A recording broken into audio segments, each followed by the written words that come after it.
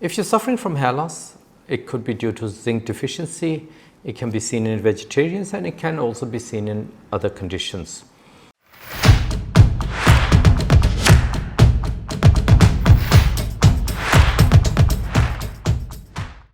So let's talk about zinc a bit. Zinc is an essential mineral, which means that it's a mineral that the body needs, and it's a mineral that we cannot produce within the body. So we need it in our diet. And zinc is involved in so many enzymes and enzymatic reactions. It's involved in protein synthesis, gene expression, and cell division.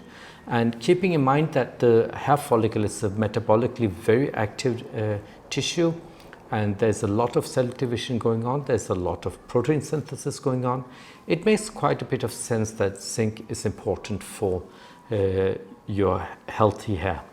Now, zinc deficiency can be due to some inherited reasons, for instance, acrodermatitis inthopathica, which is a condition where the child is not able to absorb zinc properly, and it can lead to rashes around the mouth and the genital region along with a number of other symptoms. It can be acquired. You can get it later in life. It's seen in inflammatory bowel disease. It's also seen in gastric bypass patients. It can be seen with some patients suffering from renal insufficiency, renal dysfunction, or liver dysfunction. During pregnancy, women have a greater need for zinc, and you can also have zinc deficiency during pregnancy. Now, there's a certain group of people, if you are vegetarian, there's a greater risk that you might be zinc deficient. There are two reasons for that. One reason is that if you are a vegetarian, that the zinc content in vegetables has less bioavailability as compared to zinc in meat products. Another reason is that vegetarians tend to have a greater consumption of legumes and whole grain. Whole grains and legumes contain something called phytates. Phytates reduce the absorption of zinc. So if you're vegetarian, you need to be careful about that. You have to be alert around your zinc intake and make sure you have sufficient amount of zinc in your diet. Now, zinc and hair loss, we do see lower zinc levels in patients suffering from male pattern baldness, female pattern baldness, telogen effluvium, and there's a study also showing that patients suffering from alopecia areata, their condition improves if they are given zinc supplements. Now, alopecia areata is an autoimmune disease where the immune system reacts against its own tissue, and it leads to hair loss. But again, if you are lower zinc levels are seen in patients with male pattern baldness, female pattern baldness, telogen effluvium, and alopecia areata. Now, keep in mind, even if you take your zinc level, you can present with zinc deficiency symptoms even before your zinc level starts to drop.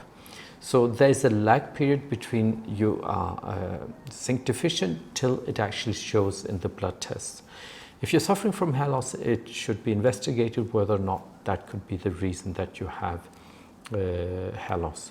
It could be the zinc. There are so many other reasons. It's not the only reason, and proper investigation is always required if you have any condition, including hair loss. It's not like you can just then take as much zinc as you want just to be on the safe side from the thinking that the more the merrier.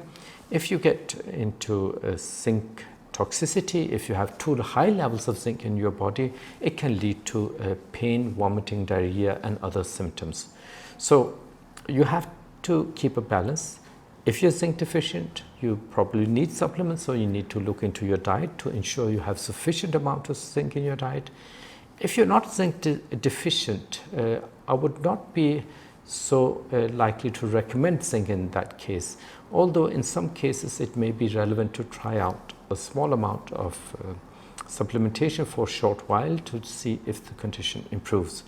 But it's not the more the merrier. Keep that in mind. So I hope you enjoyed this video. I hope you liked it. Do like it, do share it with your friends and family. You can subscribe to our channel and click the notification bell.